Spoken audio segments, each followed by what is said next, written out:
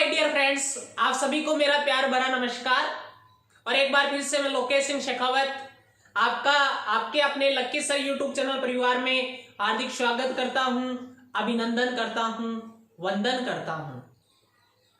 दोस्तों, इस दुनिया में इंसान जितना ज्यादा तपता है उसकी उतनी ही ज्यादा वैल्यू बढ़ती है। आपने एक भुट्टा देखा होगा, अपनी भाषा में मक्का कहते हैं। कच्चा मक्का खरीदते हैं तो उसकी कीमत कम रहती है, लेकिन जब उसी मक्के को उसी भुट्टे को अगर हम सेक कर बेचते हैं तो वह 2-3 रुपए में बिकने वाला भुट्टा 10 से 15 रुपये तक बिकता है। ठीक उसी प्रकार से जो इंसान तपता है उसकी उतनी ही वैल्यू बढ़ती है। जितनी ज्यादा कठोर मेहनत करता है उतना ही अधिक बड़ा व्यक्ति बनता है। दोस्तों, कल की क्लास में मैंने एक चैलेंज क्वेश्चन दिया था कि निम्न में से कौन जोधपुर के शासक नहीं थे। ऑप्शन दिए थे जसवंत सिंह, मोटा राजा उदय सिंह, सावंत सिंह और अनूप सिंह, जिसका सही जवाब होगा अनूप सिंह। और इस प्रश्न का सबसे पहले जवाब दिया सीमा यादव गुहाला ने। इसके बाद जवाब दिया नरेंद्र सिंह नागौर ने। उसके बाद जवाब दिया चंदा सैनी ने। और उसके बाद जवाब दिया प्रियंका सैनी ने। ये दोनों, चंदा सैनी और प्रियंका सैनी, इंदरपुरा से बिलोंग करते हैं। आप सभी विद्यार्थी बधाई के पात्र हैं। दोस्तों, कल की क्लास में हमने 8 संस्कारों के बारे में विस्तृत जानकारी प्राप्त की थी। क्यों ना चैलेंज क्वेश्चन उन्हीं 8 संस्कारों में से दे दिया जाए। दोस्तों, क्वेश्चन ये है कि गर्भाधान संस्कार को मेवाड़ क्षेत्र में क्या कहा जाता है। गर्भाधान संस्कार को मेवाड़ क्षेत्र में क्या कहा जाता है। इस प्रश्न का जो जवाब देगा वो अगले वीडियो में अपना नाम अनाउंस करवाने का पात्र होगा। दोस्तों, आज हम बाकी बचे हुए 8 संस्कारों की बात करेंगे। कल हमने गर्भाधान, पुंसवन, सीमंतोन्नयन, जातकरण, नामकरण, निष्कर्मण, अन्नप्राशन और चूड़ाकरण संस्कार के बारे में विस्तृत जानकारी प्राप्त की थी। आज हमारा जो 9वां संस्कार है दोस्तों, ध्यान देना, वो 9वां संस्कार कौन सा है। 9वां जो संस्कार है उस संस्कार का नाम है कर्ण भेदन संस्कार। क्या नाम है? कर्ण भेदन संस्कार। दोस्तों, कर्ण भेदन का अर्थ होता है कान बींदने की क्रिया, और यह बालक के 5वें, 7वें, 9वें या उससे आगे वाले वर्षों में होता है। लेकिन विशेष ध्यान रखना कि कर्ण भेदन संस्कार है वो बालक के 5वें, 7वें और 9वें वर्ष में होता है। कोई भी आपसे पूछे कि कर्ण भेदन संस्कार कब होता है, बालक के 5वें, 7वें या 9वें वर्ष में होता है।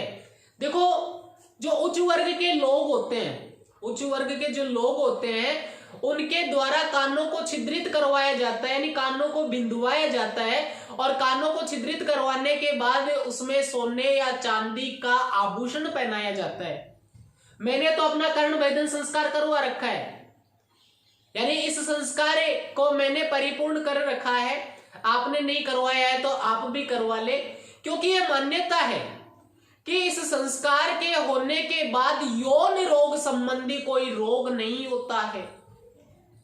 कौन से रोग संबंधी? यौन रोग संबंधी कोई रोग नहीं होता है, यानी यौन संबंधी कोई रोग नहीं होते हैं।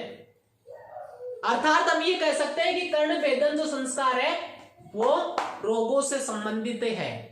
तो ध्यान देना कि कर्ण भेदन संस्कार क्या होता है, बालक के 5वें, 7वें या 9वें वर्ष में कानों को छिद्रित कर उसे सोने या चांदी का आभूषण पहनाया जाता है, जो रोगों से संबंधित है। यह संस्कार करने के बाद मान्यता है कि यौन संबंधी रोग नहीं होते हैं। 10वां जो संस्कार है दोस्तों वो कौन सा है? विद्यारंभ संस्कार। अब आपको पता है कि विद्यारंभ यानी विद्या की शुरुआत, शिक्षा की शुरुआत, और ये कब होती है? बालक के 5वें वर्ष में। कब होती है? बालक के 5वें वर्ष में होती है क्या? शिक्षा की शुरुआत। क्या होती है?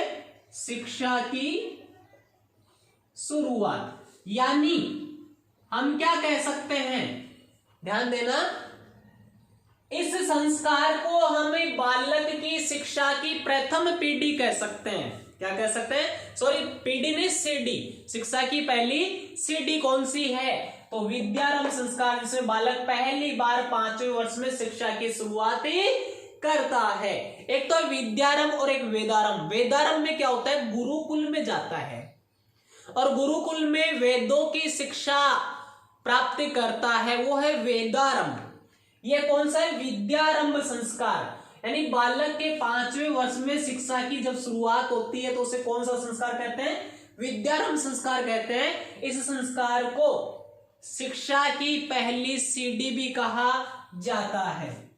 अगला जो संस्कार है वो है उपनयन संस्कार। कौन सा है? उपनयन। उपनयन का अर्थ है गुरु के पास आना या गुरु के पास बैठना। इस संस्कार को और भी कई नामों से जाना जाता है, जैसे इस संस्कार को जनेऊ संस्कार के नाम से भी जाना जाता है। इस संस्कार को यज्ञोपवीति संस्कार के नाम से भी जाना जाता है। ध्यान देना है, उपनयन संस्कार को जनेऊ संस्कार व यज्ञोपवीत संस्कार भी कहा जाता है। ये जो संस्कार है ये कब होता है? घर पर शिक्षा प्राप्त करने के बाद बालक को गुरुकुल में शिक्षा के लिए भेजा जाता है, और ये मुख्य रूप से द्विज वर्ग के लिए होता है। द्विज वर्ग का मतलब यहां पर 2 बार जन्म से लिया गया है। यानी द्विज का अर्थ है कि जिसका जन्म कितनी बार हुआ हो? 2 बार हुआ हो। ये मान्यता है कि जो व्यक्ति जनेऊ धारण करता है उसका पुनः जन्म होता है। क्या मान्यता है? कि जो व्यक्ति जनेऊ धारण करता है उसका पुनः जन्म होता है। जनेऊ की एक विशेषता होती है कि शादी से पहले इसमें 3 तार होते हैं और शादी के बाद इसमें डबल तार हो जाते हैं। यानी कितने तार होते हैं? 6 तार होते हैं। और जनेऊ धारण करने का अधिकार ब्राह्मण वर्ग को था, क्षत्रिय वर्ग को था, वैश्य वर्ग को था, लेकिन किसको नहीं था? शूद्र वर्ग को नहीं था। तो ध्यान देना है कि उपनयन संस्कार को क्या कहते हैं? जनेऊ व यज्ञोपवीत संस्कार कहा जाता है। होता क्या है? जब घर में बालक की शिक्षा पूरी होती है तो उसके बाद बालक को कहां भेजा जाता है? गुरुकुल भेजा जाता है। कहां भेजा जाता है? गुरुकुल भेजा जाता है। और जो ये जनेऊ धारण संस्कार वो किसके लिए होता है? द्विज वर्ग के लिए। और द्विज का अर्थ क्या है? जिसका पुनः जन्म होता है।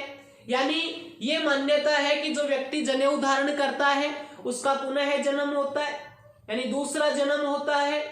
जनेऊ धारण करने के लिए कई बार ये पूछा जाता है कि कौन सी तिथि सबसे अच्छी है, यानी जनेऊ धारण के लिए सबसे अच्छा दिन कौन सा है? जनेऊ धारण के लिए सबसे अच्छा दिन श्रावण मास की पूर्णिमा का दिन है।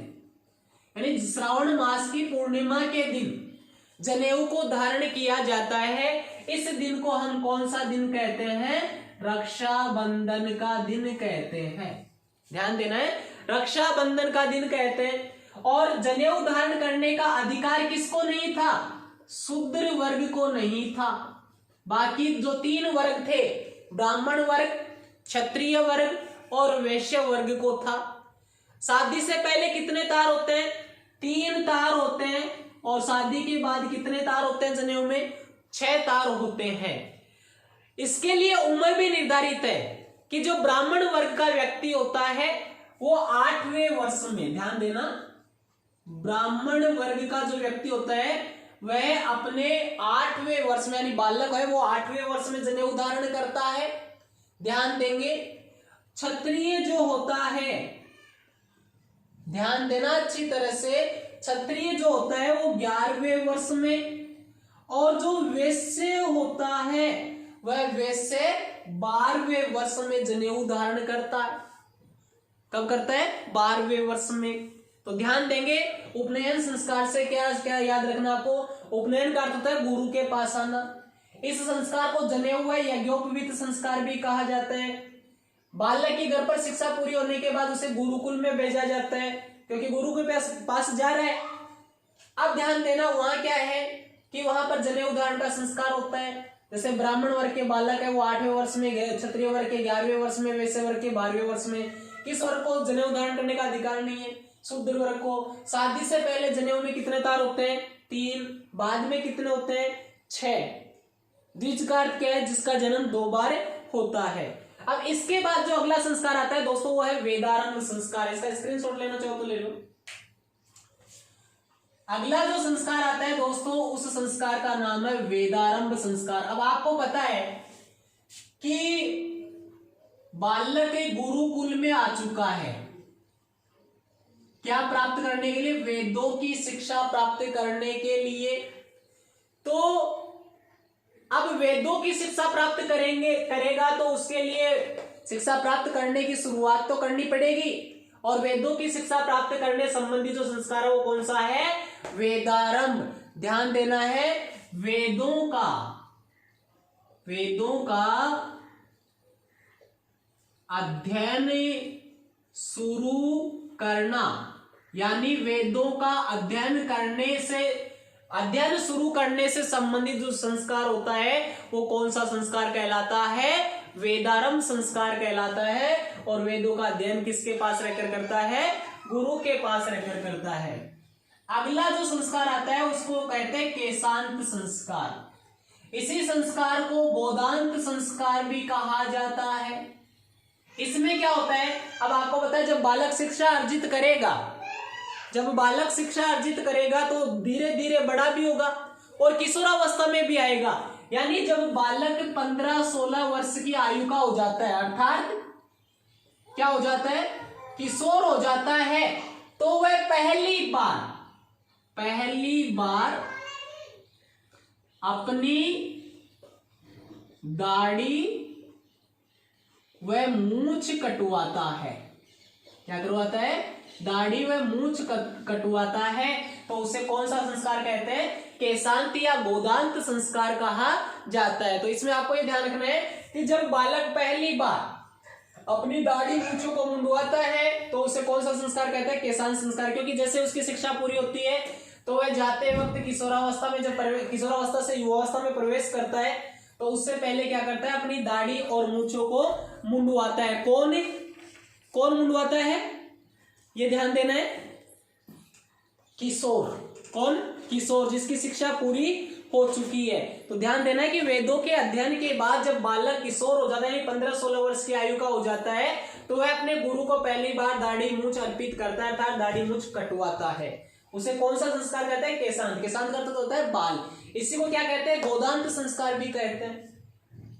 अगला जो संस्कार है दोस्तों उसका नाम है समावर्तन संस्कार। कौन सा है? समावर्तन संस्कार। यानी बालक की शिक्षा पूरी होना। किसकी?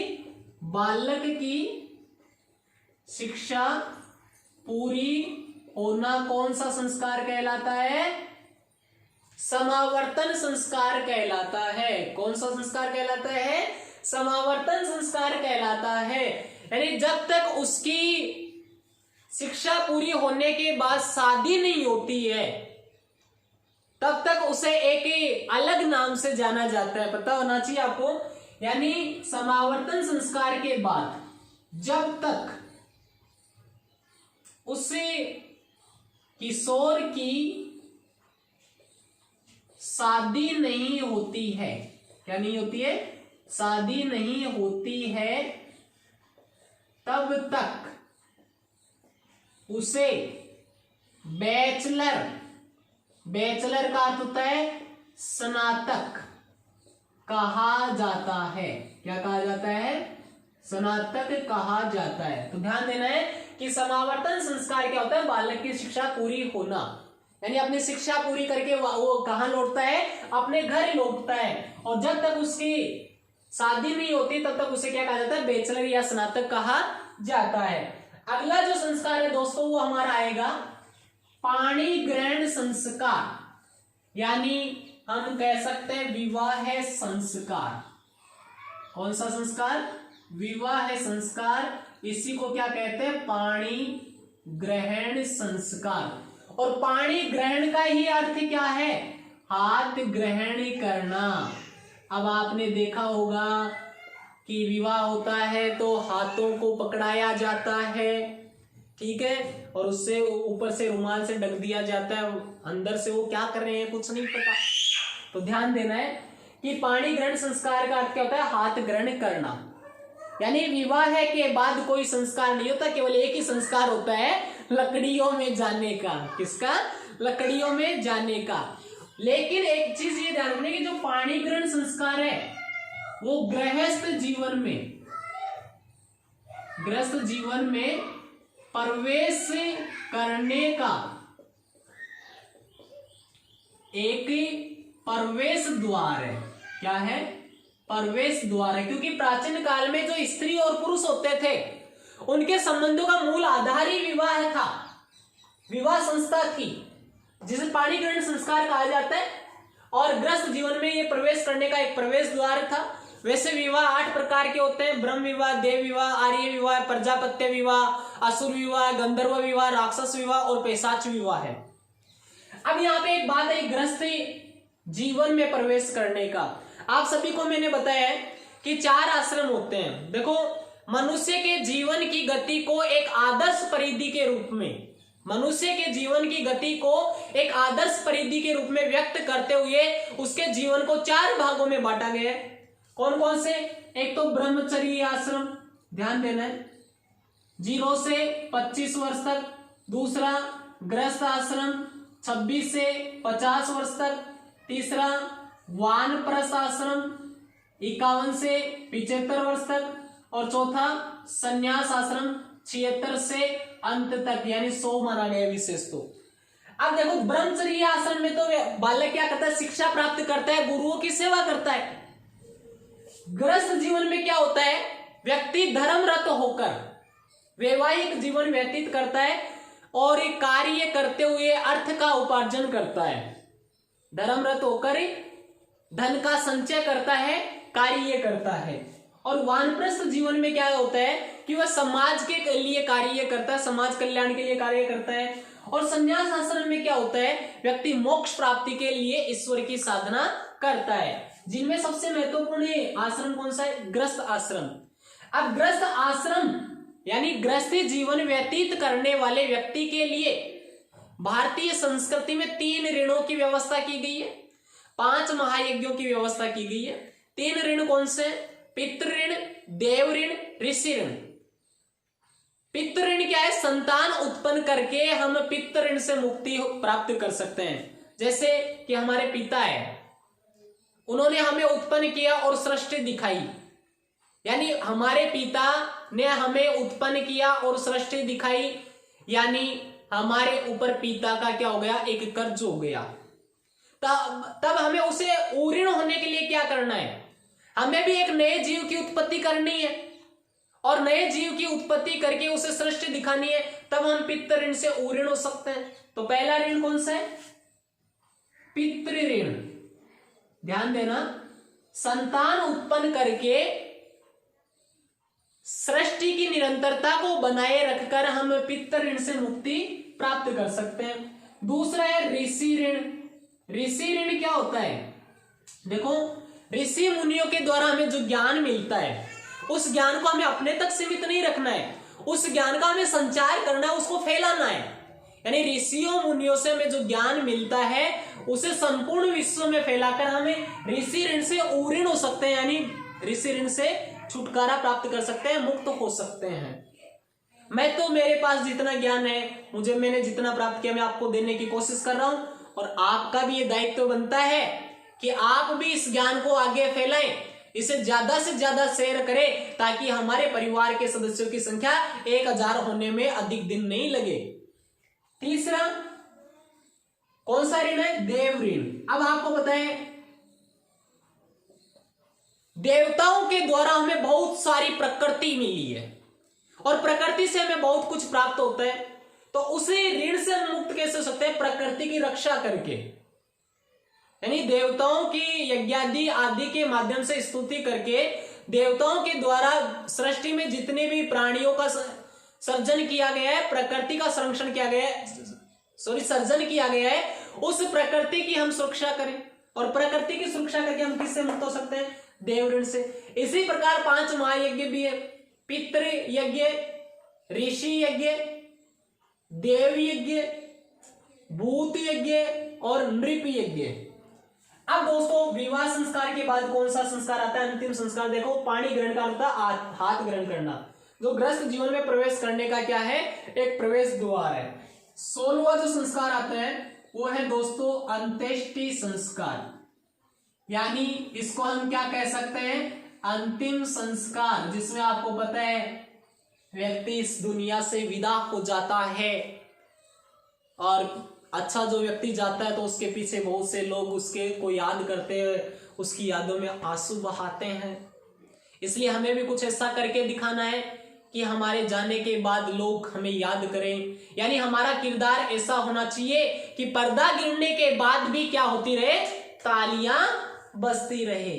तो दोस्तों यदि यह क्लास आपको पसंद आई है तो आप इसे अधिक से अधिक लाइक करें, शेयर करें, सब्सक्राइब करें। ध्यान रहे सब्सक्राइब करना ना भूलें, और अपने साथियों से भी सब्सक्राइब करवाएं। तब तक के लिए धन्यवाद। जय हिंद, जय भारत, सलाम शहीदानु।